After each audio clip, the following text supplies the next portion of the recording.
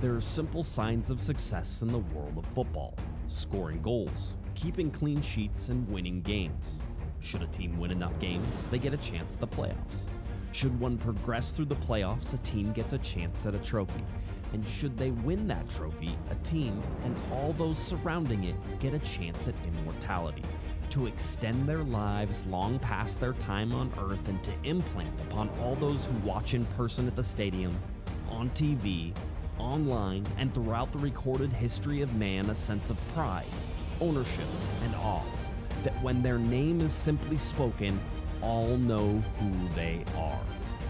A few lucky teams, like the Los Angeles Galaxy, have long ago planted their flag on the peak of accomplishment and success.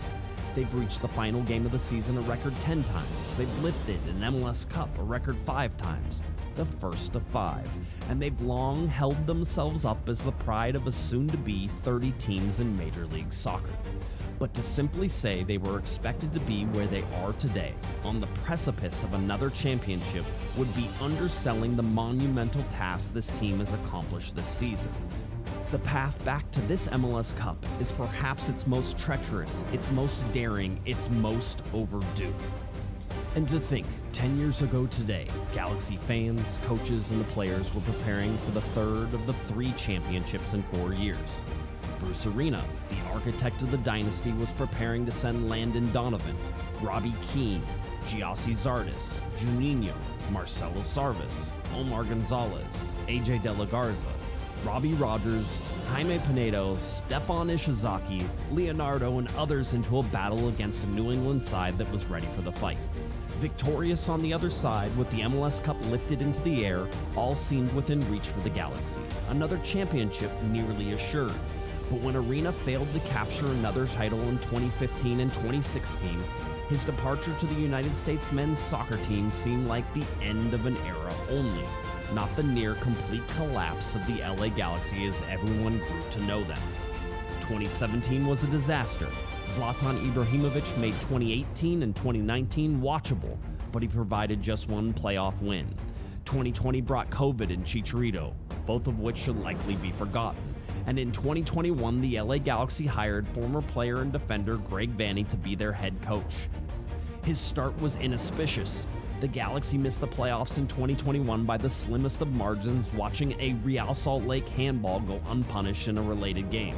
In 2022, the Galaxy captured the 4th seed in the Western Conference and advanced past Nashville in the playoffs before being knocked out by LAFC. Progress, right? Then in 2023, the wheels really came off. The Galaxy were found guilty of cheating, had a transfer ban placed on them, and then promptly renewed the contract of embattled president Chris Klein. The supporters groups boycotted, the stadium drew quiet, and perhaps the Galaxy's darkest hours, the team struggled under the weight of distractions, pressures, and expectations. The injury bug also took its toll, and the once 5-time MLS Cup champions were merely a shadow of themselves as they finished in 13th place in the Western Conference. Klein was ousted at the end of May that year, but the team couldn't regain its footing. They had too many injuries and too many lost games. Even with the fans returning, the Galaxy were in trouble.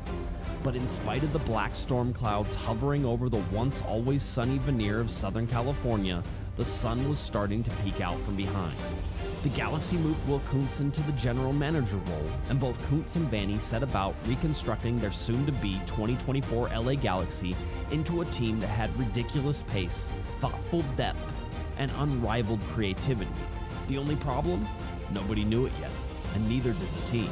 They added Joseph Paintsel and Gabriel Peck to complement Riqui Puig and Dejan Joveljic. They brought in Miki Yamane to pair alongside fellow countryman and Galaxy captain Maya Yoshida. John Nelson helped to back up Julian Aude, and John McCarthy entered the group to provide a spark at goalkeeper. But none of this was sussed out. Nothing was set in stone, and the Galaxy were simply a work in progress, to be determined, more than a final product. Should one wish to look back on 2024 and pick out the moments that made this club, they need only start with the soccer god himself. Lionel Messi and his friends invaded Dignity Health Sports Park the first game of the season at the end of February. Messi marched around in front of the LA faithful, professing his dominance of the sport. Most players bow to Messi. Edwin Cerrillo, however, had something else in mind. The 24-year-old midfielder wouldn't be pushed around by Messi or anyone else. The two went head-to-head with their teammates needing to separate them. And if one were paying attention, perhaps it was a sign that this season was different. Perhaps it was a sign that this team was ready to fight. Cerrillo certainly was. Later in this game, Mark Delgado would get a red card, the result of 2 yellows, the last of which would be rescinded later that week after video replay showed no contact and a lot of acting on the part of Miami. The 1-1 draw was a successful start, but the Galaxy wanted more. In May, the Galaxy hosted Real Salt Lake in the friendly confines of Dignity Health Sports Park. The Galaxy allowed 2 first-half goals without an answer, and their undefeated record in Carson seemed to be on the line. Gabriel Peck, a real unknown at the time, had started to get hot, and his 54th minute goal propelled the Galaxy to look for a game-tying goal. But with no time left on the clock, and stoppage time ticking away, it seemed unlikely. But that's when Riqui Puig, the undeniable superstar on this team, crossed the ball to a much-maligned Miguel Berry. Berry, in what seemed like a fruitless last-ditch attempt, lunged to the ball, slid, and knocked it into the back of the net while the RSL defense and goalkeeper stared at each other.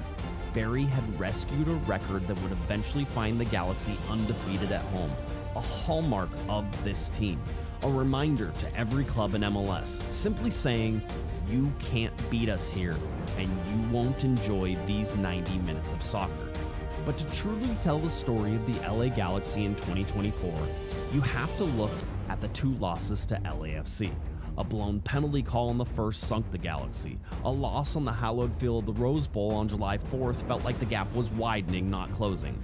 What could be the difference for the Galaxy in 2024? Would LAFC simply run over their crosstown rivals and repeat the history of the years prior? When down 2-0 in the third and final regular season matchup between the two in September, the Galaxy seemed destined to be mentioned behind the upstart. But thanks to a 4-goal second half with goals from Joveljic, Riqui Puig, and a rocket of a shot by Cerrillo, the Galaxy turned the tables on LAFC and sent them home with something to think about. And in doing so, the Galaxy bred belief into the players, coaches, and fans. The turnaround in September would spark the Galaxy to a near-perfect finish. For most of the season, the LA Galaxy held that top 3 spot in the Western Conference. And with nothing more than a draw needed against the Houston Dynamo on Decision Day in Houston, it seemed almost a foregone conclusion. But the Dynamo would score just before halftime, and the Galaxy would spend the next 45 minutes trying to undo a disciplined Ben Olsen side that seemed determined to keep the Galaxy off the board. In the 6th minute of stoppage time, Gabriel Peck would convert a penalty kick, all but sealing that top spot in the Western Conference. Or so we thought. The draw would last just 5 minutes, as Daniel Steres, a former Galaxy defender, headed in the last play of the game for Houston to take a 2-1 win and to drop the Galaxy to second place below LAFC in the league standings. Perhaps it was a blessing in disguise. Perhaps it was a learning moment the club would need, the warning that it could all be over the next time you play like this, and the Galaxy took notice. They started their run into the 2024 MLS Cup playoffs against Colorado in a best-of-3 series. They would need just 2 games braving the Rapids by a combined 9-1 scoreline. They then dispatched Minnesota with a record-tying 6-goal rout in a 6-2 win. But the first real test for the Galaxy was a Western Conference final matchup with Seattle, the league's best defense, the Sounders, going against its most creative offense, the Galaxy. It was a matchup reminiscent of the dynasty days of 2011, 2012, and 2014. The battle was intense. Seattle didn't give an inch and the Galaxy couldn't take an inch, and in the 64th minute, with the score still knotted at 0, LA Galaxy's Riqui Puig would tear his ACL. Puig would remain on the field for the final 30 minutes of the match and provide the game-winning assist to Dejan Joveljic in the 85th minute. The Galaxy would advance to an MLS Cup final, but at what cost? Puig's season would end just steps from the summit of success. The Galaxy finished with a regular season record of 19-8-7 and tied the franchise record for most wins after winning just 8 times the previous season. They scored 69 goals, which also tied a franchise record. This LA Galaxy team, one that seemed incomplete at the start of the season, now readies for the battle that is MLS Cup.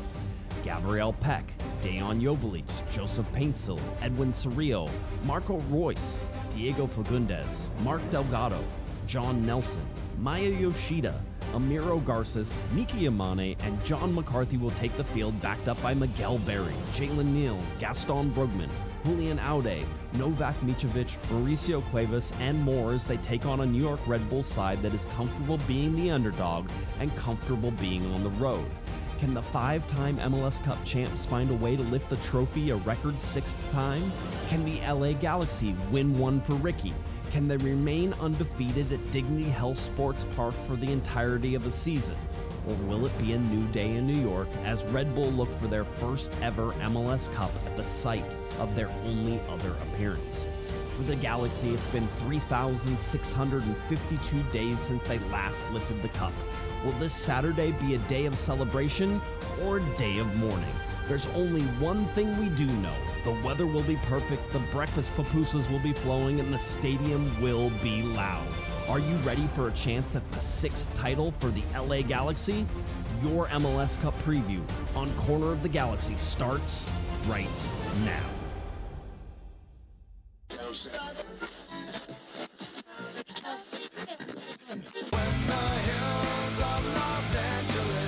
Los Angeles, I'm and most Hollywood nights.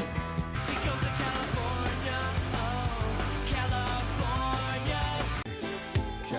What you say about Los Angeles? LA got the people saying.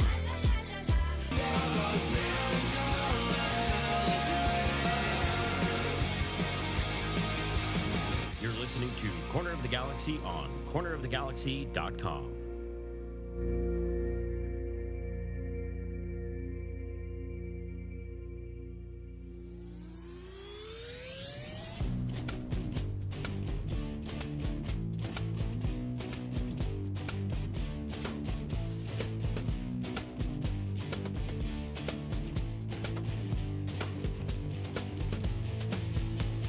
Welcome to Corner of the Galaxy, the show that talks 100% LA Galaxy soccer. We're glad you could join us. Now it's time to sit back and relax as your hosts navigate through the twisting, turning, but never boring world of the 5-time MLS Cup champion, LA Galaxy. Hello, everybody, and welcome to Corner of the Galaxy on cornerofthegalaxy.com. I'm your host, Josh Guesman, coming to you on a Thursday, December 5th. Your LA Galaxy are getting ready for MLS Cup 2024 against the New York Red Bulls coming up on Saturday, December 7th. That is a 1 p.m. start time, 1:10 p.m. kickoff time. We are excited to be here tonight. A lot to get to. We're going to get you ready for the big game. We're going to talk about all the press conferences that have happened so far this year, and I hope you enjoyed that intro, new record for Corner of the Galaxy there. We got a lot to get to, a lot of people, possibly some special guests coming on here a little bit later. Some of them you know, some of them you may not know. We will see how that goes as we go along. But to help me do all that, we are glad to have her back. It is Miss Sophie, the Cannon Nicolaou. Soph, how are you doing?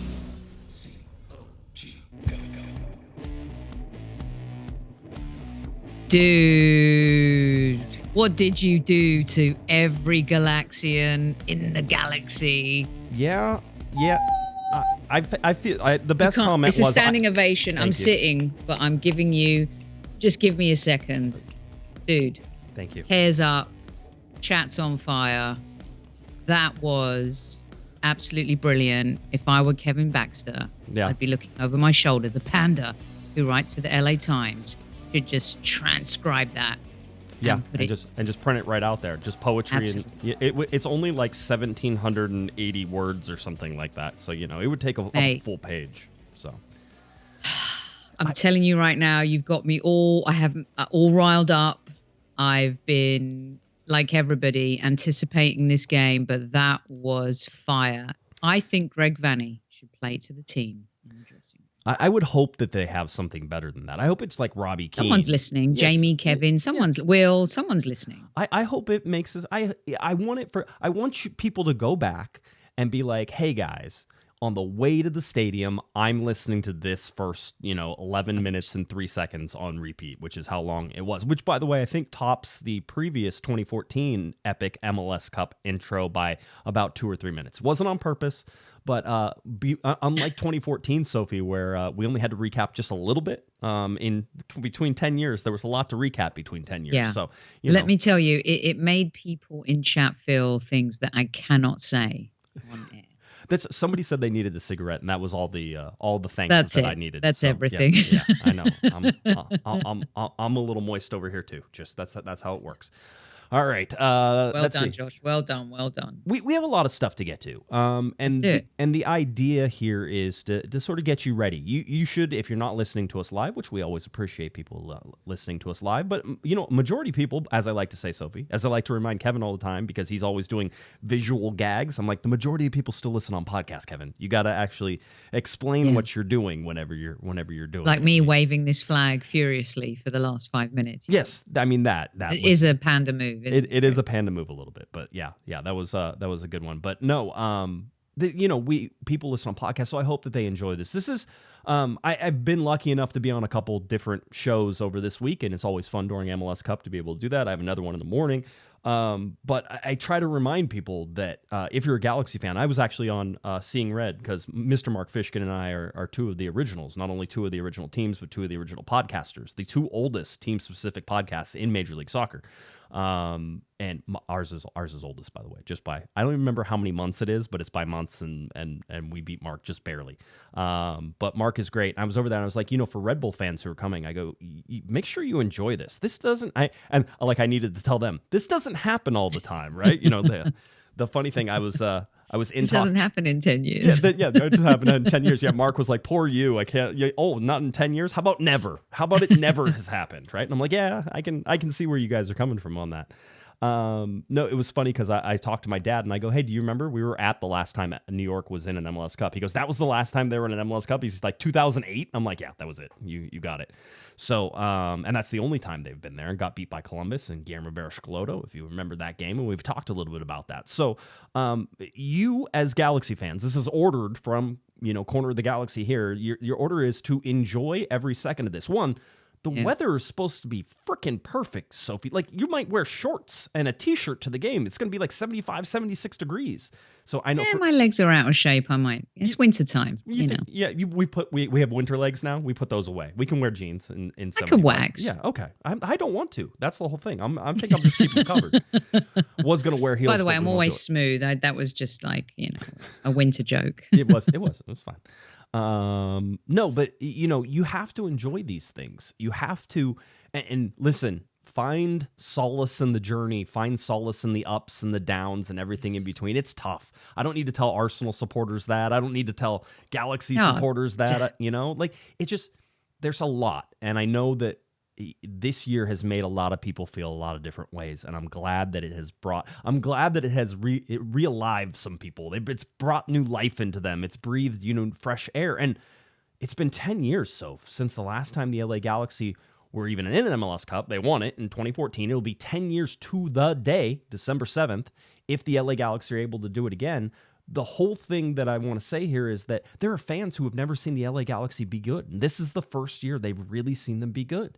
That's crazy to me. That there could be a whole decade of fans, basically. If you is that Alex Ruiz? Yeah, I'm old enough to be his grandmother. Yeah, so. Alex is still a little bit older than we think he is. He's 21 now, so I mean we're in now. Now he can go out with us. So we're glad. Yeah, I saw him in the chat room. I know Eric's in the chat room. We're gonna try to catch up. Oh, my boy! I love him. We're gonna try to catch up with Eric here in a little bit for sure. We'll reach out because he was busy doing stuff, and he's coming out to MLS Cup, so he was trying to fit in a whole bunch of things before he flies out. So we'll talk to him. Another person we're trying to get on the phone here in a little bit is going to be Cory Ritzau. Cory Ritzau was one of my original hosts on the podcast. Now, I don't know much about Cory, so this is fun. It was so after the LA Galaxy beat Seattle, Cory texted me. He goes, "So you doing a 2.5 hour like MLS Cup preview?" Because that's what I did in 2014, and he remembers that whole deal. He goes, "Can I call in just for good old sakes?" I think it's good to sort of go back and remember 2014 and 2012 and sort of those years during this time. And if you are a fan, Sophie, of any of those teams, look out. This stadium is going to be packed with those guys. Landon Donovan's going to be there. Robbie Keane, His Highness, has returned from the lands afar and has landed in Los Angeles. I saw him out with, I believe, Victoria Block painting Tifo. They had a video of him sort of talking about what, it's just another game. But he goes, you can't build it up too much in your head. It's just another game, but these are the games you live for, right? Little Robbie Keane, little King Keno magic. He's there. The the Queen herself is also with Mr. Robbie Keane. So that'll be that. The only one who's missing out of the three amigos there David Beckham is Bex himself, but I don't know if he can pull himself away from Miami to come on down. So glorious. So we will see about that too. So no, it's a lot of fun, and it will be good to have sort of everybody on and get that going. So I mean, you haven't even talked about it. Seattle. Tell me about Seattle. Tell me where you're at. Tell me where you're thinking about the LA Galaxy here as we get to MLS Cup. I thought that was one of LA's best victories of the season. It was, I think I tweeted at the time, it was like trying to crack the code to get into the safe of the Bank of England. They were so, we've watched a lot of LA Galaxy at home this season. I don't know if I've seen a team be so prepared defensively, so organized. I mean, their low block, as the kids like to call it these days, us Gen Xers just called it defensive play, was brilliant. And at one point I was like, is this going to go to penalties? Are they going to be able to break them down? And of course, it took a magical moment to make that happen. But so much respect for that Seattle team. The manager is astutely so bright when it comes to tactics. I thought the defense did a great job. The focus of LA Galaxy this season so much has been on the offense. But I think since Houston, where Maya said to us in that press conference, that is never going to happen again. I will not allow that type of late goal to happen again. My goodness, has the captain of LA Galaxy kept his word. Yeah. I thought it was it was going to be a 1-0 either way. Whoever scored was going to lose that game. And luckily LA Galaxy did. But it was a chess match and maybe a bit of a bore for a lot of people. But that was big boy football, and LA Galaxy came through. That is, you know what? That was big boy football. That is, I don't know. It is different because without Riqui Puig, this team is different. And I think I'll have more to say on that as we go along. But that was the harder game, that getting by Seattle. Seattle has the best defense in the league. Seattle is a team that is disciplined. They don't get themselves out of shape. And the LA Galaxy had to wait and be patient. And how often have we seen the LA Galaxy be impatient? Greg Vanney talked afterwards about trying to find the right rhythm for the team the whole game, right?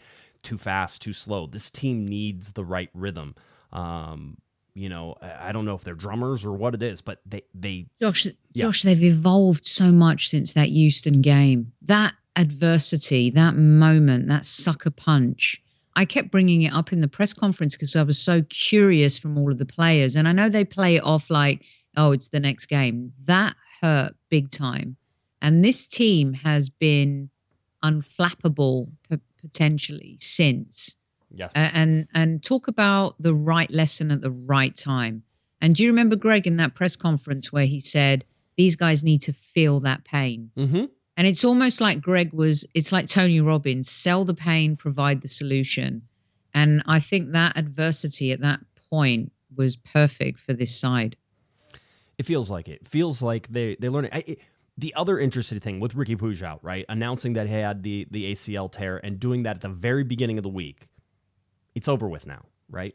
It's over. Yeah, like it's got to be. It wasn't. If you listen to the press conferences today, there were less questions about Riqui, more about what you were going to do. The Galaxy were allowed to turn the page. I think Galaxy fans are overly optimistic that there isn't going to be a Riqui Puig impact. There is going to be, right? There's absolutely going to be some sort of learning curve, something that's not going to go right because you played with the guy for most of the year. He is the heartbeat of that team. He's the one who changes pace. He's the one who creates the chances. He's the one who does a lot of these things. Not saying that the other guys haven't. If you go and look, there's plenty of assists all around for everybody, right? So that type of thing. But there's going to be an adjustment in this game, Sophie. It's just a matter of who makes the adjustment first? Did the LA Galaxy figure out how to play without Riqui Puig, and they have with Diego? I imagine Diego Fagundes. That's my guess. But with Diego Fagundes in there, did they figure it out first, or does New York figure out how to attack the Galaxy in a different way that they're not used to whenever Ricky's not in the center causing problems for everybody? So it's the big talk. I'm going to raise my flag whenever I have a question for you. Yes. Tell me if you think I'm barking up the wrong tree here. But with the New York Red Bulls, because they're gung-ho and they have a really good front three, a decent midfield, they've got gaps, though. They've got gaps, Josh, and they can be exposed, especially on the counter. So I was going to be a lot more worried if it was maybe another team from the East as opposed to the New York Red Bulls. And tell me if you think that's naivety on my part. But we've also seen LA Galaxy win four games, was it this season, or 5 games without Riqui? 5, 3-1-1 records. And when we had that event at LA Galaxy, and you asked myself and Alex and Eric who our X factor was at that point in the season, I chose Diego Fagundes.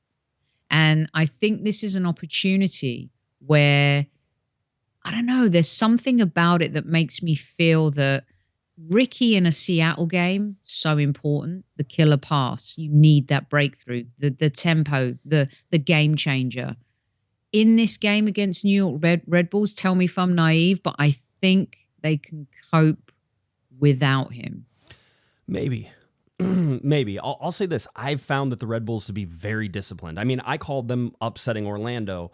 I get why they've been so successful. They've been on the road in every game. They've scored first a whole bunch of times. They've been able to play their game. So can the LA Galaxy, and have they faced a team as good as the LA Galaxy? Toss up for me. Have they faced in these playoffs? They went up against Columbus. I love Columbus, but I don't think Columbus was playing Columbus ball at the end of in those playoffs. They weren't, and they got bounced, right? Watching them beat New York City, small field, really sort of feeds into the high pressure that Red Bulls bring. Derby, yeah, it's a derby. Yeah, so that's, you throw that up in the air too, right? So they also won on penalties, right? Yep. So, yeah, I mean, look, they've got talent, and our defense needs to be prepared for that. And also, do you know who they remind me of a little bit? They remind me of the New York Giants, Eli Manning teams that had to go on the road and win and, get to the Super Bowl. There's no doubt maybe my naivety is kicked in. However, I do understand that they also feel like a team of purpose. But so do LA Galaxy. And it's kind of like, in some ways, it's David v. Goliath, only because of the pedigree and the history. Right. And I think that makes it really exciting. But I also believe that there are egos, confident egos, good egos on the LA Galaxy team that want to prove that they can win without Riqui. We are doing a super chat challenge right now, so 30 super chats is what we're looking for. Yeah, always good. We got started off with a great one by Kyle, by the way, $50 super chat, which is huge. Thank you, Kyle. Appreciate that. He says, "Dang, Josh, that was some next level stuff, man. Congrats on your commitment and dedication, so that us fans can have insight. Well done. Go G's." Amazing. Thank you very much. Popo Zhao, $5 super chat. Phew, that wet my whistle. Well done, sir. Whenever people try to put it in, then Brent is in there with a $20 super chat. Brent, thank you. Brent says, "Thank you for making the last 10 years bearable." Our super chat challenge on this time is that if we get 30 super chats, they have to be $2 or higher. If we get 30 super chats, Sophie, you have to tell us about your MLS Cup experiences with the LA Galaxy. All right, maybe some of your favorite ones if you look back. Okay. So that'll sort of be... I'm feeling nostalgic. This is a time to be nostalgic. Yeah. I've told you, I've taken it for granted. I took it for granted in 2014. Don't worry, they'll be back. If you listen to the intro, it says when Arena fails to win in 2015 and 2016. Weren't we all sure that they were going to win in 2015 and 2016? And then in 2017, everything goes sideways. Everything collapses. Everything falls down. And then we had Zlatan to ease the pain. He was a Band-Aid. He was the Band-Aid. He was a Band-Aid. He was a Band-Aid and only a Band-Aid. And so you got something out of that, but it wasn't enough, right? It was one playoff win. It was, getting to the playoffs and then getting bounced in the playoffs, right? And the Galaxy too. I mean, let's face it as well. The Galaxy haven't met their big greatest fears yet, right? They haven't climbed the greatest mountain. The greatest mountain is to meet LAFC in the Western Conference Final and to beat them no matter where the field is. Now, unfortunately, they didn't get there this time. Seattle did. So I think they could live with that one this time around. I agree with you. I agree that they are okay with the fact that LAFC didn't make it. Well, we have our first surprise guest on, and it's always fun to bring this guest on because as he and I have talked, he may be one of the most hated people in LA Galaxy land. I happen to love him to death. I hate him? He's a great guy. He'll be doing the Analyst for the color commentary for the MLS Cup coming up on Saturday with Jake Zivin. So we're glad to have him on the show. It's Mr. Taylor Twellman. Taylor, buddy, how you doing? Hey, we're not trying to lose listeners, are we? I mean, I was kind of wondering why I had you on. Last time I think I had you on, you said, am I the most hated guest on the show? And I think I said probably. I think you are. Yeah, I mean, listen, the one positive thing I got going for me is I'm very self-aware. Yeah. So, the punchable face and understanding that Galaxy fans probably most likely don't really want to hear from me. Right. I'm aware of it, but I also appreciate the Galaxy because it makes my job more fun. It is more fun. Might be a toss-up between him and Sasha right now. I was going to say, Josh. the only thing you could do worse right now, Taylor, is change your name to Sasha Kleshin, who, again, is one of my favorite people in the world, too. Maybe I like the dark side of things. Maybe that's how it goes. I mean, if anything, guys, think about it. I gave LA Galaxy 2 MLS Cups. Sasha didn't give them anything, right? So, in fairness, I should be a little bit more respected, no? You should. We were talking whenever I saw you at the game, and it's been a while. We were sort of reminiscing about the old times. You used to cover the LA Galaxy all the time. What was it, 30-something% of the games that you covered early in your career?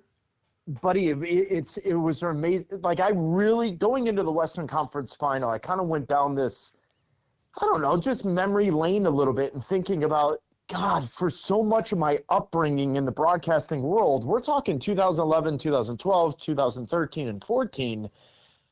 It was 33.8% of my games involved the Galaxy. Now, at that point of the league, there weren't certain expansion teams. There weren't certain atmospheres. So you could understand why they wanted, ESPN wanted to hitch their wagon to Beckham and Donovan and Keane, and they won 3 of the 4 MLS Cups. So I got it.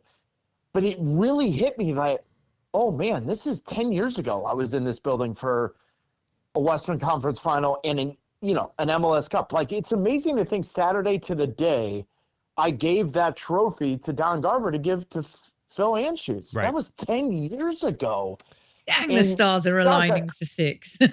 Yes, I got to tell you guys, though, if you would have told me that day, Taylor, you're not going to be back for 10 years to do it, I would have lost a lot of money. I would have taken that bet and said, there's no way that it takes the Galaxy 10 years to get back to this point. And yet here we are on the podcast having that reminiscing moment. It's crazy. No, it is crazy.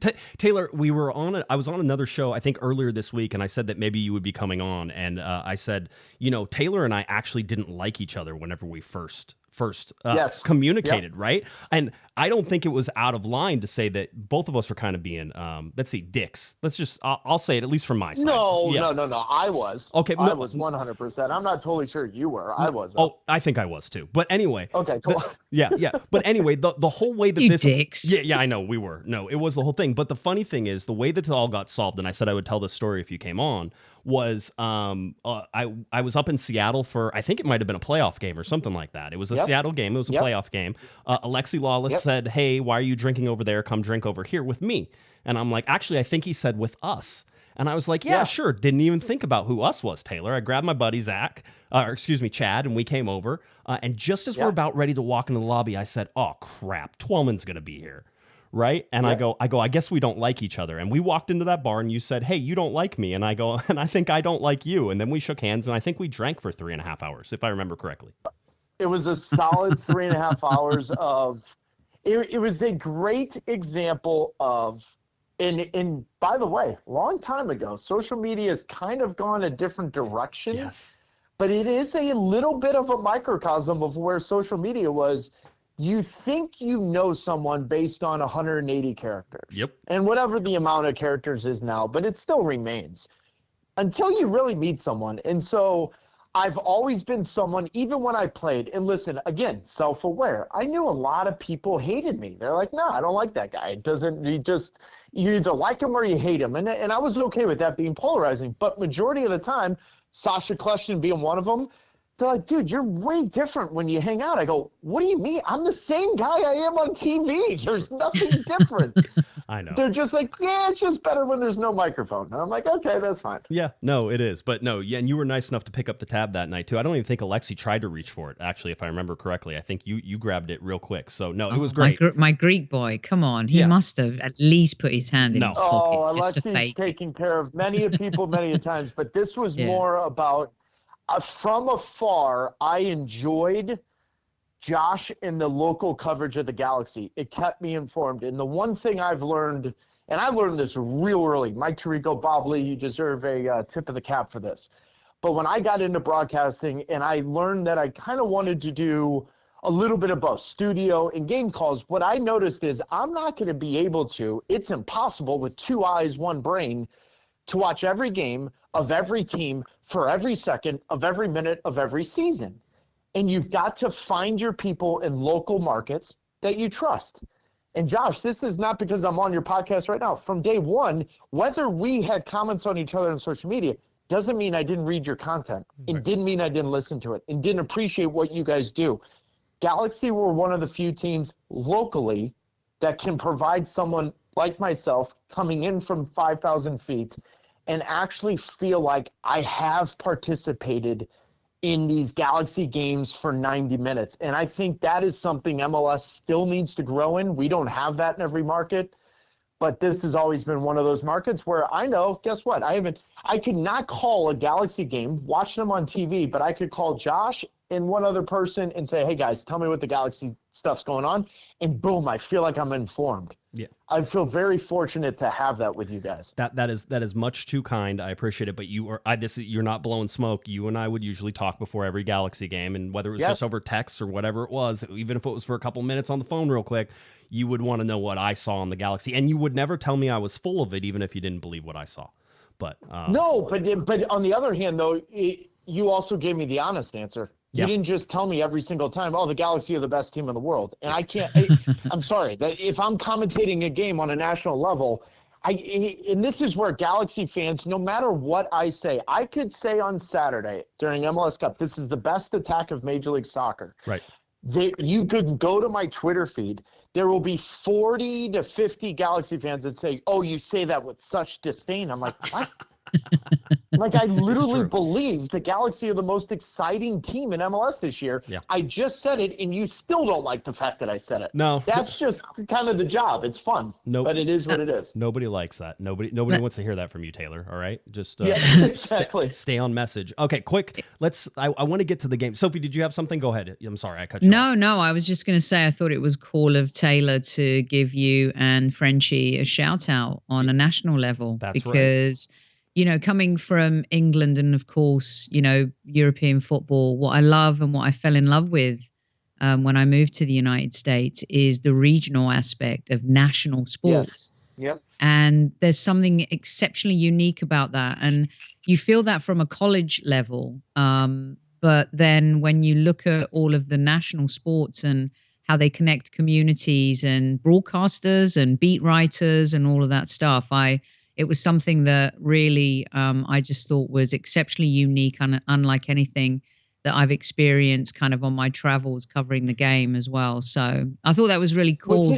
Sophie, what's interesting about it, and sorry to cut you off, but it's such a great, there's a little bit of ownership from every little person that's been involved with this sport of trying to help it grow.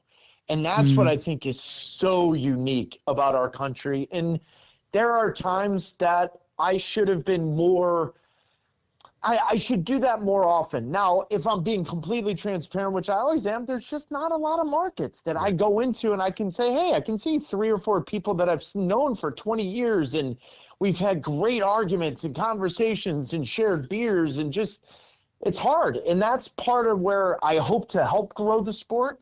I also tweeted the same game, Jeremiah O'Shan. Like, that guy in Seattle, he's done unbelievable work. Like, we just need way more of these guys to do it. And, Sophie, I'm glad that resonated with you because that's ultimately why I did it. And also it gave myself a jab. I lost 2 MLS Cups, and Galaxy fans they only liked it because of that part of the tweet. You know that. Right. That's right. 100%. In the chat room, you're still getting blasted, so don't worry. It's exactly. Completely. Yeah. Hey, let's talk about the game here real quick because you and I got to talk before the Seattle game. We talked about the LA Galaxy, but that was the LA Galaxy with Riqui Puig. No Riqui Puig. I heard you talking on MLS. You think that there's still some talent on this LA Galaxy team. Tell me about that. Well, there's going to be, listen, Ricky's unique, and Ricky's as dynamic of a midfielder as we've ever seen in this league. And I give Greg Vanney a ton of credit for finding a way to harness that while allowing others to fill in the gaps tactically. And I think that's where Cerrillo's been brilliant because of Riqui Puig and that freedom. I did a couple of the games, but in the 5 games, they didn't have Riqui Puig in the lineup. Diego Fagundes, in the 4 that he started, guys, they didn't lose. They won 3, drew 1. There's more of a discipline tactically. Right. Diego is still technically very clean. He's quick. Against the Red Bulls, he's got great experience in that system with the Revolution. And the other part is, guys, in 2023, they didn't have Gabriel Peck and Joseph Paintsill. They have them now. And I'm going to tell you right now, watching the Red Bull system around the world hundreds of times, those are the kinds of players that can open up a game, because when the Red Bulls press, and if you get by that initial line of pressure, which the Galaxy have the players to do so, the game opens up. Now it becomes who's faster, who's more dynamic. I just think the Galaxy have enough. I really do. I think Joveljic is very smart. He understands his role. He's clinical. But I don't think – I know this sounds crazy, and I know your chat room's going to blow up. Missing Riqui Puig, I get it, the star power and everything.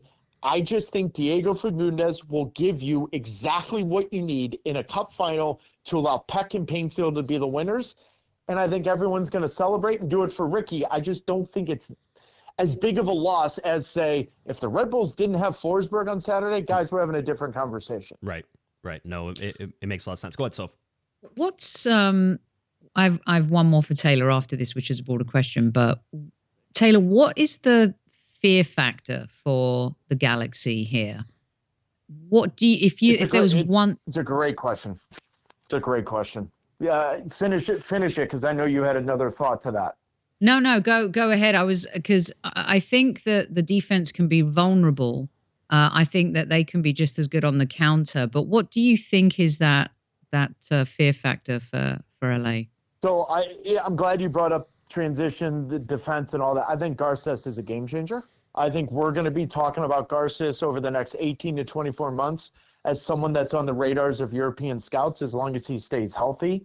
He's different. He reminds me of a much young, obviously he's younger, but very similar to Murillo, who's been a great signing for LAFC, almost a Jaimison Alave for the MLS fans that are listening to this that can go back, younger, a little bit more sleek. He's very quick. Greg Vanney's told me a couple times, so players, he's caught Joseph Paintsill in training for pace. That tells you right away he's got something. So I think Garces gives them, next to Yoshida, that counter to what you're saying, that they can be vulnerable. I think Yamane's been fine, all of that. It scares the living daylights out of teams coming into this building, the fact that they have – now, Ricky's not playing, but I'm going to throw Diego in there because it's still just, say, this same cog in the wheel, so to speak. 4 players that can do things very differently and hurt you in multiple ways. And, Sophie, I think that in and of itself is very unique. They're the first team in MLS history to have 4 players score 10-plus goals. Yep. And that's in and of itself something that tells you this team's dynamic. Now, Ricky's not healthy, but I've known Diego since he was 14. He came up as a Revs Academy kid. He can play. He's technical. He's going to be ready for the challenge. He didn't play in the 14 MLS Cup final against the Galaxy. He's going to have a chip on his shoulder. I think if he starts, he's going to be fine. I think if you're going to ask me the fear factor that other teams don't believe in the Galaxy, and I think this is a problem for Greg Vanney on Saturday, defending set pieces is going to be an issue. The New York Red Bulls in 4 playoff games have scored a set-piece goal in all 4 games. Yep. And I think if there's any way the Galaxy lose this game or get behind, it's going to come off a set piece. And I've said this, Galaxy fans have hated it, but it is what it is.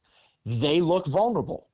They've given up 15 goals. That's the second most on set-piece goals, according to the MLS data that are sitting right in front of me right now. And they just don't look clean.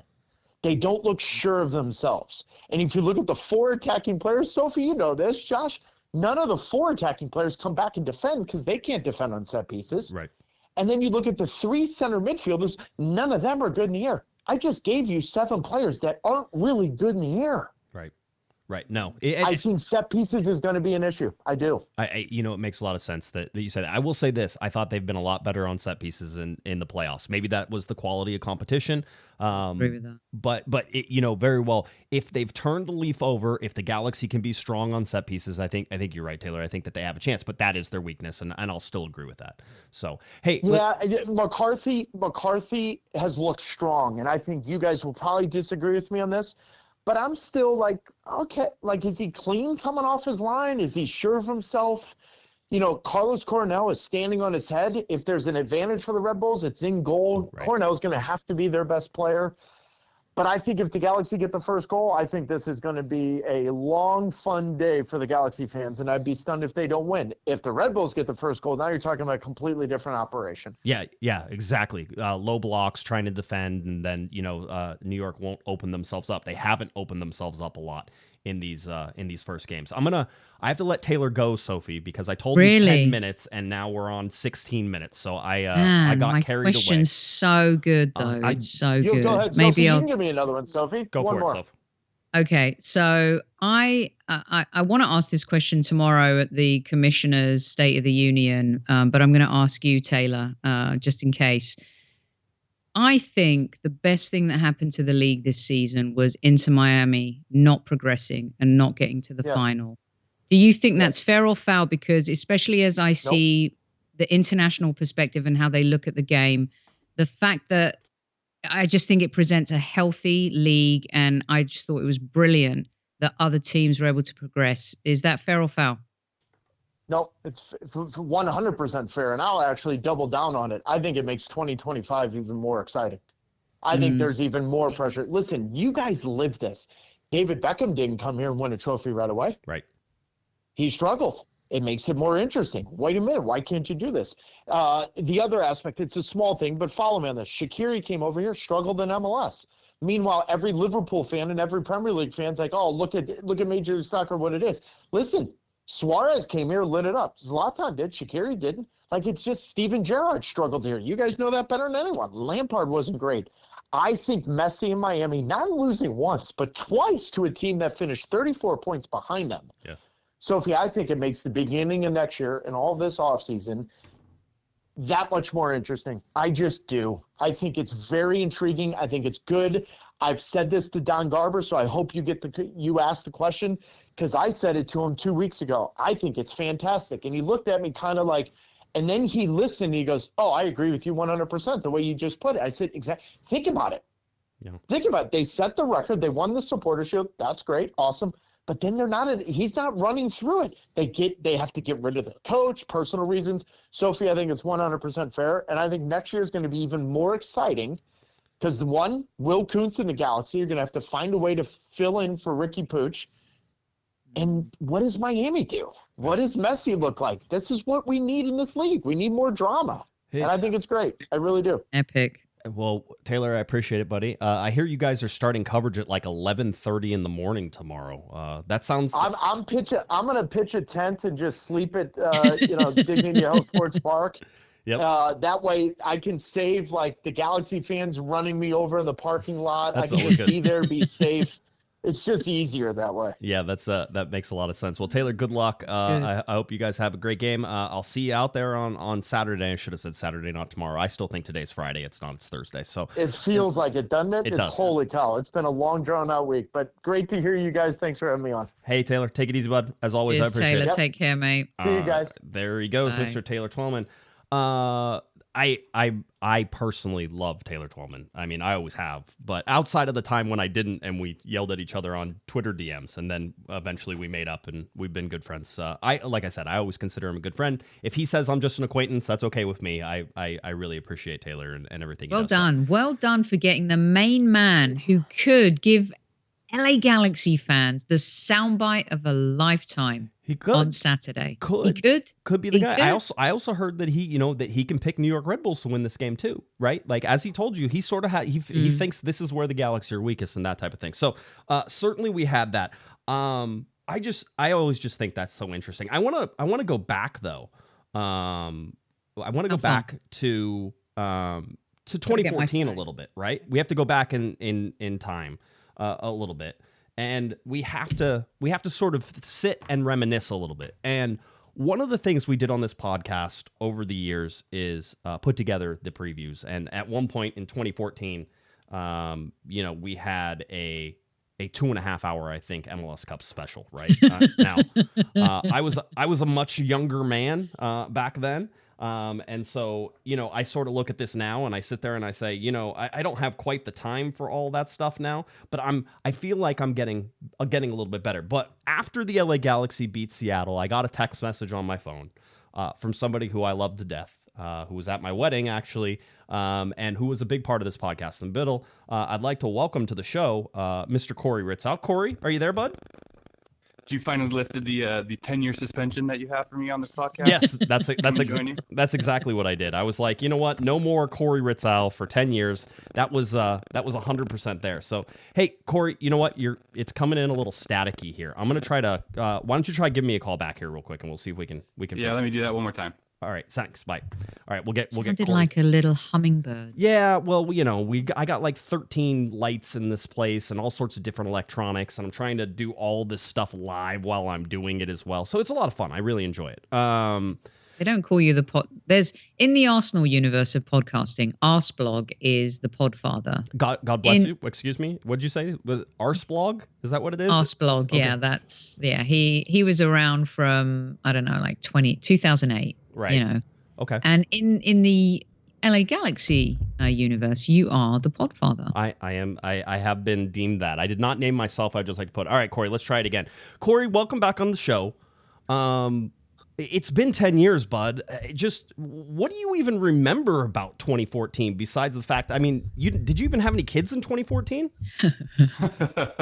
I barely had one, if you even called it that. But you read that intro off and using names like Jaime Pinedo and Leonardo, and you're wrapping me in a warm blanket with your intro, taking me back to a former life. It does feel like it was a long time ago. It was 10 years ago. I mean, but it feels like even longer than that.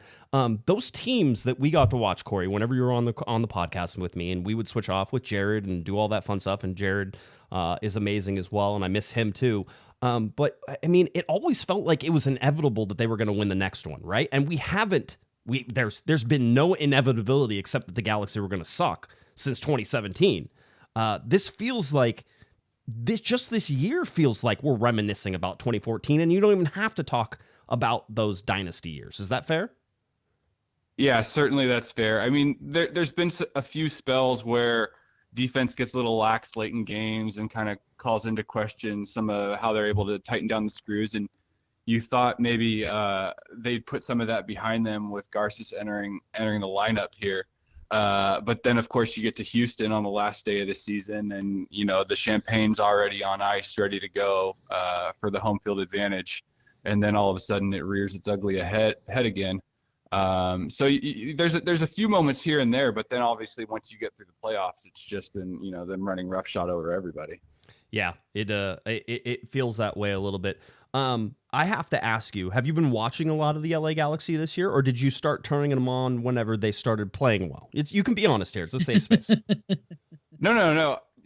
I think for me, the as a pseudo cord cutter, the Apple move has been good for me the last few years. I went ahead and purchased the package each of the last few years. So I guess I made a decision with my wallet that I was going to continue to keep supporting the games and the league. And the TV these days has to fight with Bluey and some of the other things that are out there. but every once in a while I can wrestle the remote away from my kids and make sure that I get the G's on the screen. Favorite moment that you had? So our favorite moment together that I remember, and see if maybe 2012 MLS Cup. You grabbed me and said, "Here, I'll show you." 2012 was my first year in the press box, and I think you grabbed me and you're like, "Don't go to the press conference because you'll miss the locker room." Right? Am I remembering this correctly? You are. I mean, that shows our true friendship right there, Josh. You're not going to get anything in there. Yeah. Right. Right. And I unfortunately I don't think it was the one where Omar was exposing himself. That was 2014. That was came 2014. a couple years later. Yep. Right. But definitely I was like, you're not gonna want to be in there. Come over. I don't think you were smart enough to bring your swim goggles with you. Nope. But that is the place that you want to be, especially after a few drinks. That's where you're going to get your most quotes. That's where you're going to be able to kind of get in good with the players and actually get sound bites and a general feeling that then you can convey to the rest of the podcast listeners what it's like versus having the national media ask Bruce Arena what they thought about his substitution in the 73rd minute. Yep. Yeah. And Bruce, I think in 2014, just drinking from the champagne bottle while he answered questions, if I remember correctly. So that was awesome. Yeah. It was that 2012 locker room was like a total, it felt like the Pacific Ocean. Yeah. It was insane. That was the year where Beckham had his kids in there too. Yep. Do you remember that? Yep. I remember that. Corey, you remember that? Yep. Absolutely. I always tell everybody, I used to listen to David Beckham yell at his kids and say, "If you don't listen, I'm going to tell your mother." And I'm like, that mother's Posh Spice. Like, that's just weird. It shouldn't work. Corey, before I let you go, prediction for the game this year. Is this going to be returned to the top for the LA Galaxy, knowing that Riqui Puig is not with this team this weekend? Yeah, I mean, it's so well. Actually, I wanted to ask you a question because you've been plugged in with these guys more often. What's the story on Royce? What's his prognosis? Optimistic. As a matter of fact, he said that there was he said, "I will be ready for Saturday." That's basically what he said. He says, "I feel like I will be ready for Saturday." So I think he'll play. I just don't think he's going to start. And I wouldn't start. So that's okay. So that was my question. If Puig is starting, then I for sure leave Royce out of the starting lineup because you can't have a guy go into a cup final and then pull up lame 20 minutes in and sort of, if your game plan, your strategies, based around a guy that's 50-50 at best. But with him out, you might have to think harder about looking at him starting. So who's your triangle in midfield then? You're gonna have Fagundes. Yeah, Fagundes, Delgado, and then and Surreal. Yeah, and Surreal. Yeah. I mean, that seems easy to me, right? That doesn't. You don't have to overthink that one. Totally. It's just, the front three aren't going to get the balls in quite as good a position as sometimes they're more accustomed to with Riqui just putting the ball on a silver platter. You're going to still need those three players then to be decisive and make those incisive passes to get the ball, in space where they can attack. And, oftentimes those guys' jobs are made so easy because Riqui will pop up at any place around the field and get the ball and is able to deliver that incisive pass, to all aspects of the field, wherever it needs to go. And those guys aren't going to have that sort of as their security blanket. So they're going to have to be the ones that are going to have to look up and take more chances with some of those passes and get that front three in more dangerous positions. I think they're perfectly capable of it. It's just a little bit more of a mentality switch that, hey, you guys are, typically here for more positionally, being in good spaces, making sure that we're not caught out in defense. But now they're going to have to take chances and communicate amongst the three of them. And then I think if Royce feels good, you look to bring him on early in the second half, or you kind of wait and see how the game script goes. But I think the Galaxy are still the favorites, and I have no reason to believe that they aren't going to win. But at the same time, some of these, there's been enough times throughout the season where defense just flips off for that few seconds. Or I know you just got done talking with Taylor about set pieces. If they can avoid some of those moments that have caught them, in the past, I think that they have a really good shot to win it. So, I'll give them a 2-0. 2-0 victory prediction for you. There it is. Not only that, but another shutout, back-to-back shutouts to close it out and lift a 6th MLS Cup. Corey, I appreciate you as always, bud. I miss you. I'm sure. Sophie, nice meeting you. I haven't got a chance to meet you before, but you're doing a fantastic job. Thank you. Nice to meet you too. And you have a really good radio voice. I know. That's why he was on the podcast for so long. So, Yeah. Cory, bud, I appreciate you. I'll talk to you later. All right. Josh, miss you, buddy. And this is so fun to do it again. It's been a long time coming, but you are killing it. That 11 and million minute intro was got me all warm and fuzzy. All right. Awesome, bud. Thank you. I appreciate it. See you, bud. Yep. All right, there he goes, Mr. Cory Ritzau, who is one of the lovely. original co-hosts here on Corner of the Galaxy. Would rotate with Mr. Jared Dubois whenever Jared was off on father duties and all that fun stuff. So glad to have Cory on there and do it. Sophie, we've gone through all the press conference. We've talked through all the stuff now. I mean, there's been a press conference every day. Today was media day, so we got a whole bunch of things. But the LA Galaxy stars have been out. Jaime Pinedo tweeting out, "A final is a unique feeling, impossible to fully describe. It's the dream of the fans who push all year to see their champion team. 10 years have passed, and seeing you again in the final brings with it eternal memories. All the best, LA Galaxy, always strong." Jaime Pinedo, what a guy. Love me some Jaime Pinedo. He should have stayed longer.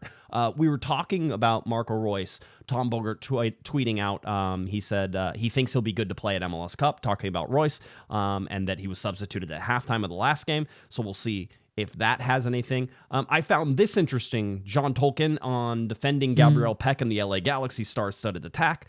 We respect them, but we want to kick the beep out of them. And I'm like, oh, cool. So that's the game that we're going to play. Which those New Jersey boys, he and his boy Edelman. They're ready to kick some. 100%. So something to watch. How physical they are. Are they overly physical? Does the referee keep them off of the LA Galaxy whenever you're watching this? Alex Ruiz got Maya Yoshida on the record. Me, my family, my friends, the people who are working for me has been waiting for a long, long time. More than the Galaxy, 18 years. Maya Yoshida looking for his first ever championship anywhere, and to be able to have that, right? I mean, that's crazy. That's a guy. And by the way, let's talk for a second. Just bring this into realistic. Love him. Yeah, he's great. But let's bring this into the realistic confines of what happens in normal places.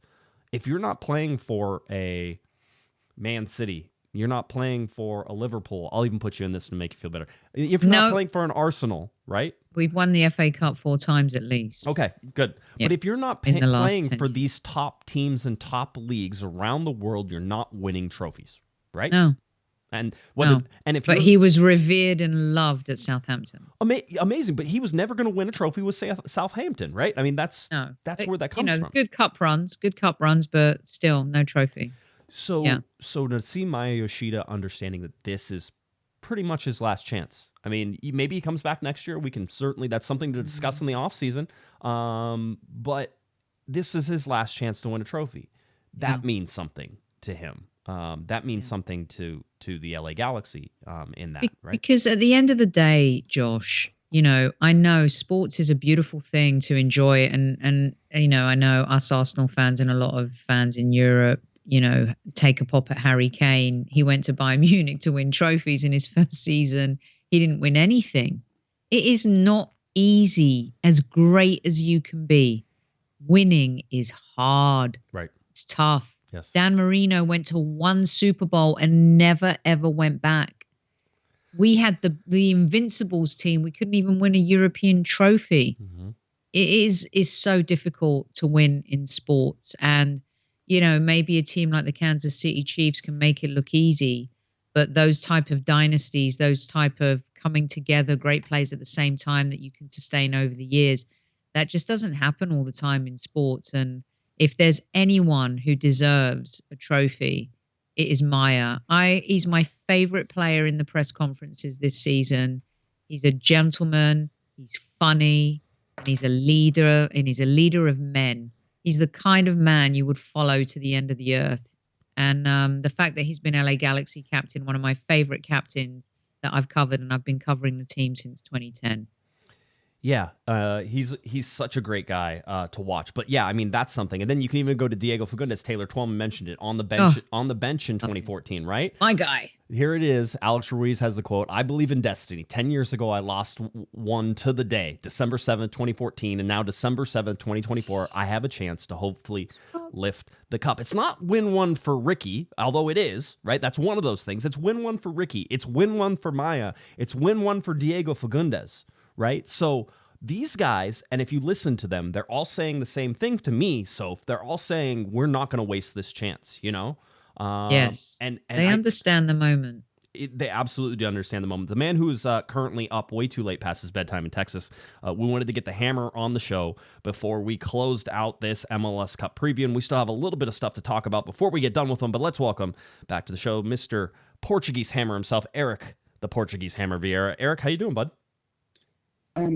You had Taylor Twellman, the voice of Apple TV. Right. You had your silky smooth intro. Yes. You had Cory Ritzau, who, Sophie mentioned has the voice of, a radio god there. Yes. You have Sophie with the accent, and then you have me hanging on for dear life. Yes.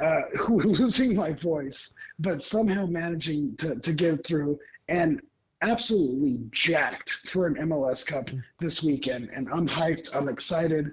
I'm buzzing. It's 11 o'clock Central Time, and who's gonna sleep? Not me. No, not me. I'm piped up. It's COG after dark. We're going long. We're talking the G's. We're feeling good. We're hyped up. So I may not sound. I don't sound great to begin with. Right. But now I really don't sound great. Yeah, you sound rough. But I'm surviving. I'm making my way to LA this weekend. And it's going to be a great time. The vibes feel right still. It's permanent vibes right now, 100%. If I let you loose in the LA Galaxy locker room before the game, why I would do that, I don't know why. Greg Vanny would probably taser you as soon as you would jump in there, right? I was going to say, I'm walking out with game-worn shorts, I'll tell you that much. That's right, 100%. What brief thing would you say to the LA Galaxy before this game? I like this. Is there something that you think you could provide to them as a fan, as a podcaster, as somebody who watches and covers this team and dedicates so much time to the LA Galaxy? What could you possibly say to professional athletes? Remember, they're professional athletes.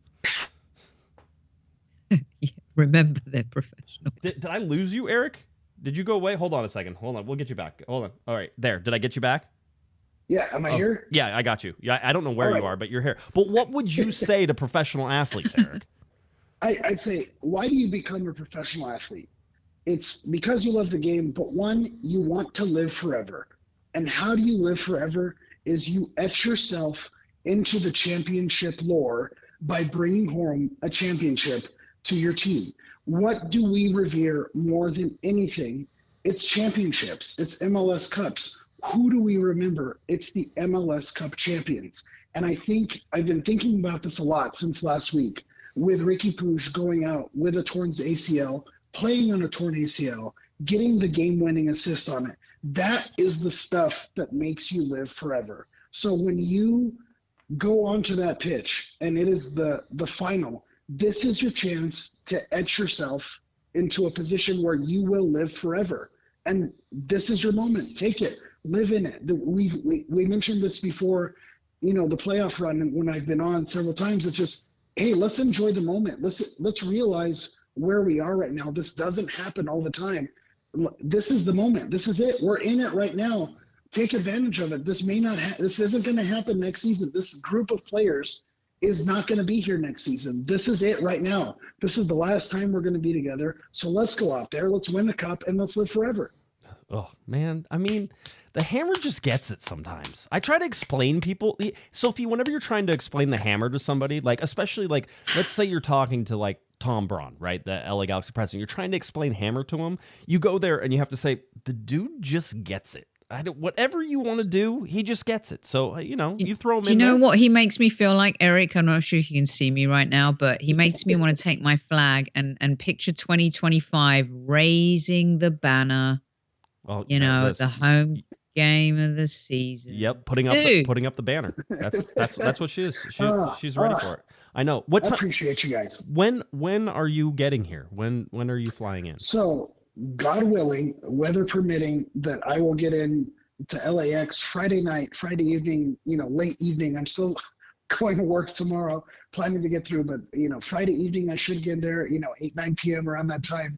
So, luckily, parents still live in Southern California, so lodging not an issue. They're happy to see me. My mom's birthday is actually on Sunday, so this is just all. Oh, come on! How can we align any more stars? Right. So MLS Cup on Saturday, I get to spend time with my mother on her birthday. Right. I mean, it's perfect.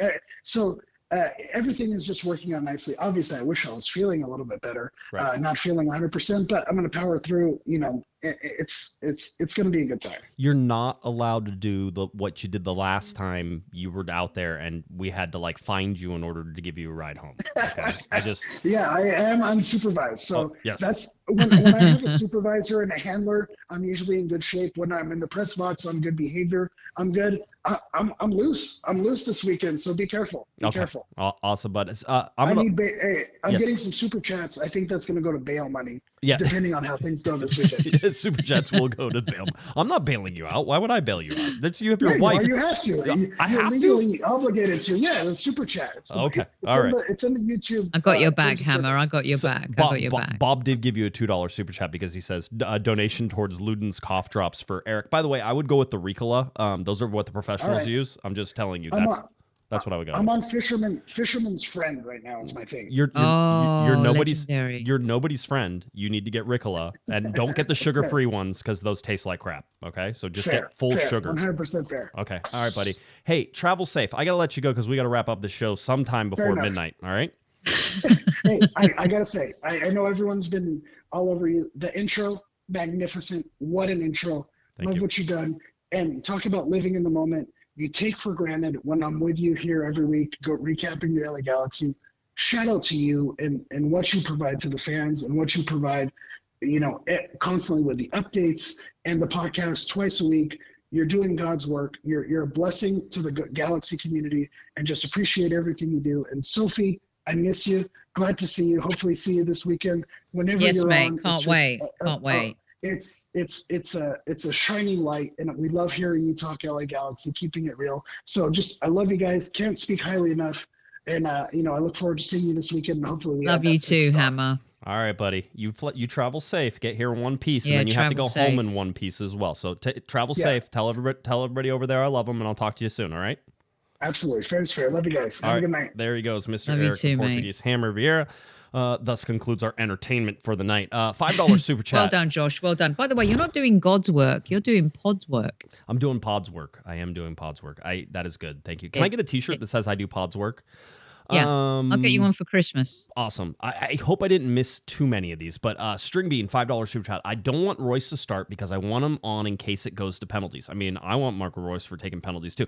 First of all, if the LA Galaxy, this stands, if the LA Galaxy go to penalties, they lose this. They cannot allow that to happen. Don't get it there. And everybody comes at me, but they won the one penalty shootout they were against Chivas. I don't care. That was not a real game. No. That's Leagues Cup, and they were already advanced.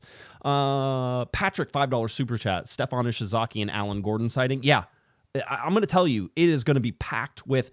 I know of some other players that are also coming that I have heard that they're trying to make it back. By the way, they're also like having to beg for tickets, so that's always fun too, right? They're like, come on, do I get it back? Do I get a ticket to go to this? Really?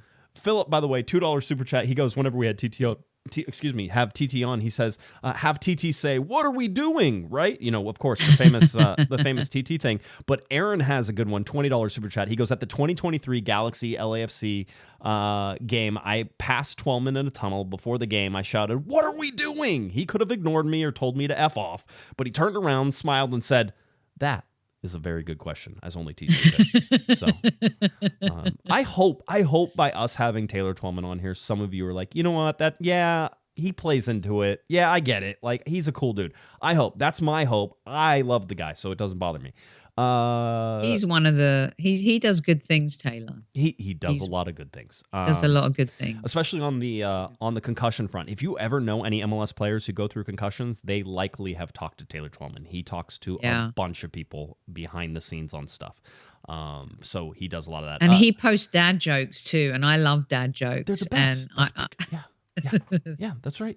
There was a dad joke.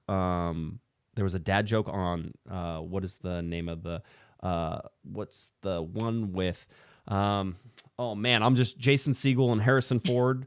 Shrinking. Shrinking. Great show. Jason Segel's character is officiating a wedding, and he says he's at the wedding and it's outdoor, and he goes, "Wow, this wedding reminds me of what was it? Oh, a pair of tight trousers." Right? And everybody goes, huh? I don't get it. He goes, there's no ballroom, right? And that's a great dad joke. Thank you very much. Yeah, 100%. Darren, by the way, $10 super chat. This pod has a better lineup than the MLS All-Star game. Yeah, and we actually got picked fairly too, so that doesn't surprise me. So thank you for that. I appreciate that 100%. Darren, thank you for that super chat.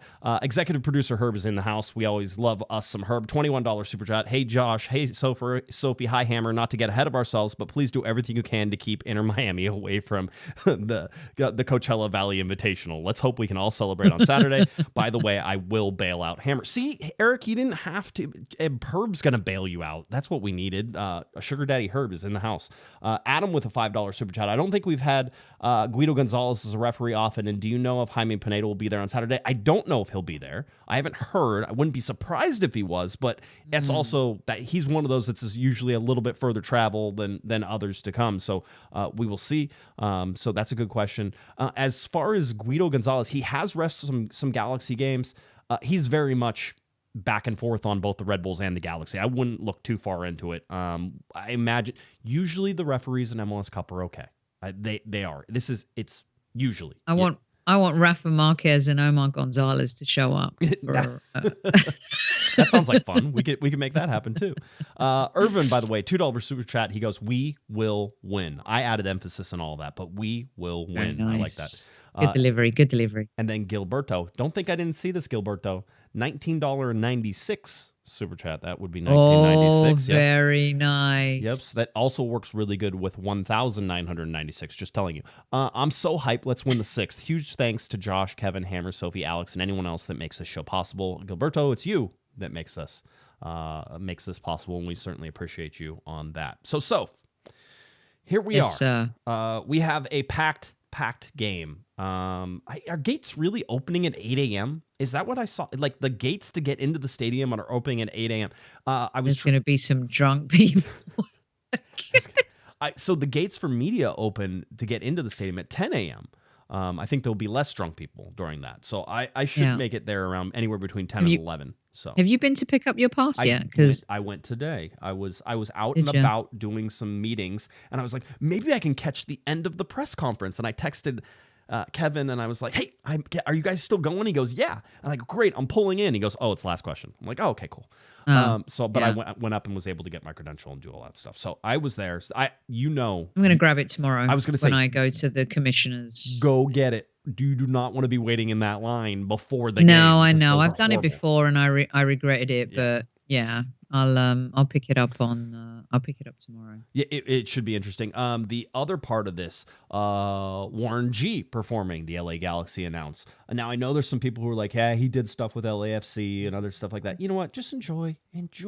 You're getting for the price of admission, you are getting like mini concerts this year for the LA Galaxy, and some of them have absolutely been great. Some of them aren't necessarily my cup of tea. That doesn't matter. I'm not going to sit there and say, "Get off my lawn." I don't do that. I'm just like, let's go. Bring it in. Give me something new to hear and feel. Make this white boy dance. That's what I say. Make me move. I love that. Scott French has kind of reminded me of Clint Eastwood in Gran Torino for most of the entertainment this season. It's been hilarious. When you just said "get off my lawn," yes. That's 100%. I mean, if it was Taylor Swift, you'd be all in all day long.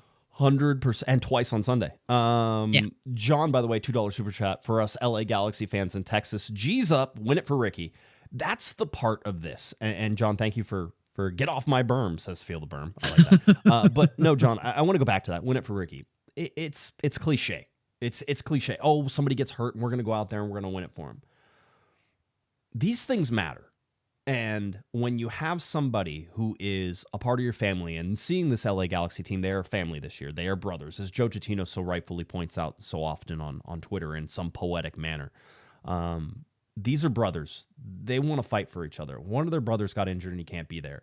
And they want to, and I don't think this is understating it, they want to win it so that way he doesn't have any regrets about what has happened. They want to win it so that way he gets to put that trophy or that shirt up in his house. As he's recovering for the next 6 to 9 months, which includes a lot of next season, Riqui Puig would very much like to have an MLS Cup ring on his finger while he does that. And that'll put him in a better mood to get back and to come back and be ready. Sure, you can go on the redemption tour, Sophie, where, we didn't win it and we wanted to. No, when you get this close, it's like jumping. It's like a cliffhanger, a literal cliffhanger in the movies, right? You jump for the cliff and you're holding onto the cliff and what's going to happen and blah, blah, blah. The LA Galaxy are getting ready to jump for the cliff. They're hanging on by a thread. They can either almost fall but pull themselves up and sit on the top of that, or, you get the bad part where they fall and they go down.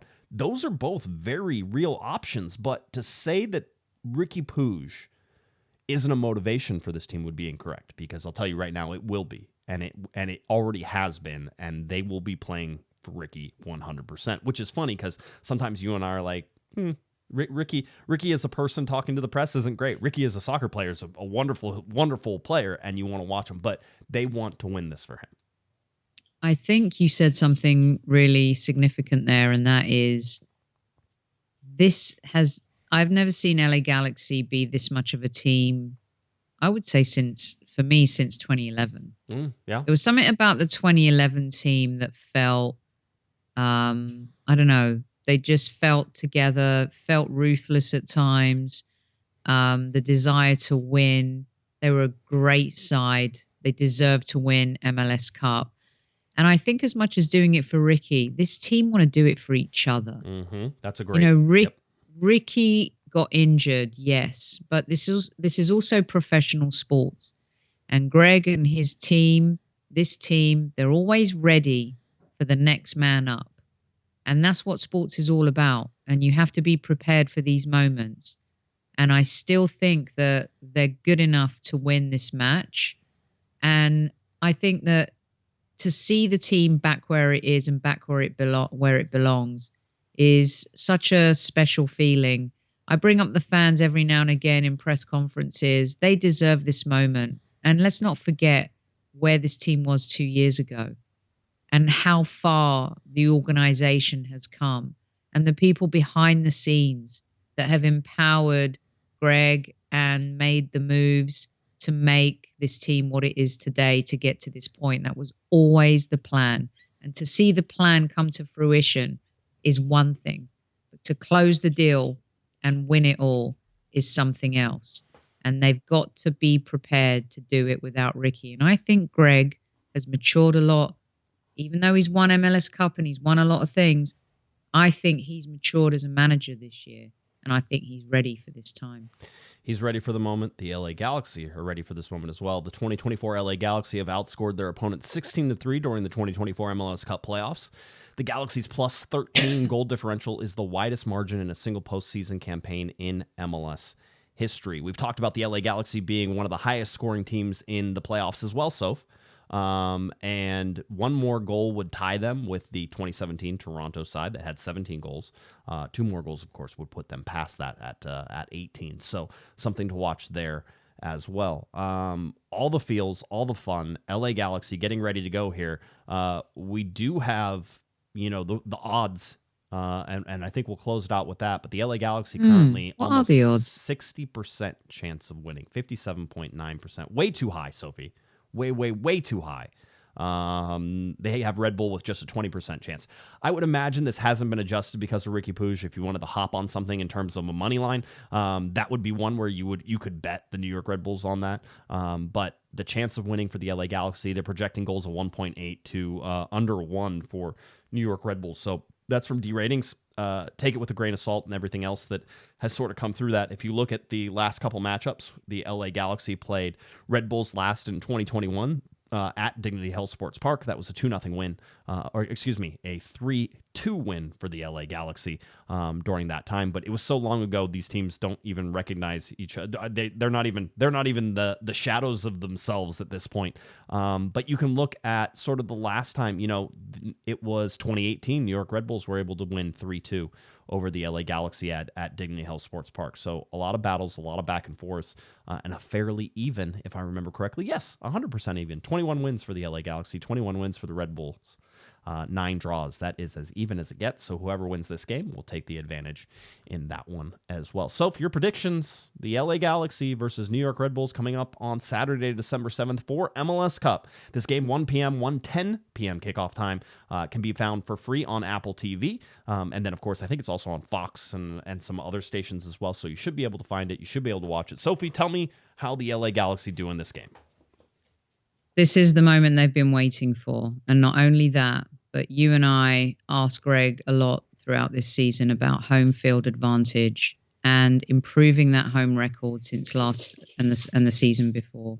This is a moment. It's a replica of the World Series. We know how that went. I feel like there'll be goals in this game. I do believe that LA Galaxy will prevail, and I think they'll win 3-2. It might even go to extra time. Ooh, man, free soccer. Nobody wants free soccer. 2014. Nobody wants free soccer. So if anything can happen during free soccer, and you pay for 90 minutes, you should end it at 90 minutes and call it there. But I think Gabriel Peck is going to have one of those moments where he solidifies his name on the stage, where the name becomes even more recognizable. I really, really do. It's good. And Dayan deserves his day in the sun. Yeah. He's been kind of left in the shadows a little bit because of the killer peas, but I think Dayan will have a really good game. And that midfield is going to need to be big, bold, and brave. And but 3-2 to LA Galaxy. I like it. I'll say it's 2-1 for the LA Galaxy. And the reason I'll go with that is that I think the Galaxy are going to find some weaknesses somewhere and be able to score early. That being said, I don't know whether or not they'll be able to keep New York off the board. I am, as Taylor talked about, worried about set pieces. I think it's overblown more than it is. But having said that, New York has had that affinity in these playoffs, the ability to do that. So limit those chances. I'll tell you this. Without Riqui Puig on the field, the LA Galaxy don't turn the ball over usually as much. And whenever that happens, they don't foul into the middle and create set pieces as much for New York. So I think that will possibly play into the LA Galaxy's hand. This is going to be a different Galaxy team. They will 100% be more patient. It may be frustrating to watch. If you were frustrated by the Seattle game, you may get frustrated by this game as well. New York, he loves to fly. So one of the things you always look for whenever you have a team that high presses, Sophie, is what their trigger is, right? So figure out who they're going to put the pressure on and just watch in the first couple of minutes, because they have somebody or they have a position on the field that is going to trigger them to go. And when they go, this is a very organized team. When they go, they clog the lanes, they close off the space, and they're going to put a whole bunch of pressure on you real fast. The Galaxy have a team that can usually break that pressure, usually using Riqui Puig. So can they do it with Diego Fagundes? Yes. I think that's a brilliant point. And real quick, I think they're going to double up a lot on Peck, which is going to open up spaces for Dayan and for Paintsill. Watch them overload on Peck. That's going to be the danger man now. That's going to be the focus. And I think that opens up spaces for LA. And they may overly compensate on that front, but we'll see. $5 super chat from Adam. I know I'm getting ahead of myself, but how big do you think it'll be to open as champions versus an expansion team, San Diego FC? Adam, you're counting your chickens. You're counting your chickens. Don't count your chickens before they hatch. I refuse to do it. Thought he was going to talk about the parade, but yeah. Yeah, I know. Charismatic, $5 super chat. Great work all season, Josh. Had to listen live for the Cup show. Vamos, geez, let's make this a merry Galaxy Christmas. I got my Christmas tree. You got your Christmas tree. Here we go. So, and I bought this for you too. I know I was really excited about this. I'll bring you up on the full screen. Sophie has like this little television, an old-timey television set that has this little train in it that goes around, and now I want it. And you said you found it somewhere, and I'm gonna have to like search for it on eBay or something. It'll probably cost me like $3,000 or something like that. I didn't put the volume up for copyright issues, but it's from a Christmas store in Sausalito. See? Up north. And I've had it for years and I love it, and it's perfect. It is perfect. And you know what else is perfect? Corner of the Galaxy this season. Before we go, Josh, you're amazing. I know you're knackered, but I have to say you do an incredible job. There's a fan base out there that love your content. We who guest on here love collaborating with you. You deserve all the plaudits, and I just adore you. Well done. It's been another amazing season. Let's cap it off and hug like crazy on Saturday. There you go. See what the best part about this, and we've done these before. By the way, thank you. That was much too kind. I appreciate you. Everything that you do for this podcast is amazing. The time that you dedicate. I make you stay up late on these days. Whenever I'm like, hey, we're going long tonight. You're like, all right, let's buckle in. But you wore your pajamas, so you were ready. You were good to go. Plus, it's freezing today too. It's just cold. It's so cold. I'm wearing a beanie in the house. West Coast people are freezing because it's like 58 degrees today, something like that. And it was foggy and all that. But the best part about all this is that should the LA Galaxy win, that on Monday night we get to do a podcast talking about the LA Galaxy win. The bad part of this is if the LA Galaxy lose, on Monday night we get to do a podcast talking about the LA Galaxy losing. So this is it. This is for all the marbles. Somebody asked me, my good friend Pam was getting ready. She goes, I'm excited. I'm pumped. I'm nervous. I'm sick. Like the whole thing, I get it. 100% I get it. It's all there. It's exciting. It's exciting to be there. So enjoy it. Go with your friends. Go with your families if you can. Ticket prices are dropping as we've sort of watched them go up, and now they're on their way back down. So if you said maybe you're going to get priced out, pay attention. You might have a chance still to do it. So pay attention as that closes out. But go to these games. These are the things that you can remember. Take some pictures, but don't spend your whole time on your phone. Just take it all in, take those mental pictures, and you're going to enjoy this. Being at Dignity Health Sports Park for an MLS Cup is one of the most special places. So awesome. I can't believe they're going to get to experience it. Those who haven't, this is amazing. This is what it's all for. I know, Sophie. This is what it's all for. That is when Phil Anschutz built Dignity Health Sports Park, Home Depot Center back in the day, as one of the I think the second soccer specific stadium after the Columbus Crews was built. They sort of had this idea of this cathedral of soccer in Los Angeles, and you go there and you see just the way it lays out and how loud that stadium can get, and just everything that happens. When you walk in there, you're going to feel a fervor that you haven't felt in a long time. You're going to think that the loudest that stadium ever was whenever Zlatan scored. Well, wait until you see an MLS Cup goal get scored, because there's nothing like scoring in an MLS Cup. So enjoy it. Be safe. Be responsible.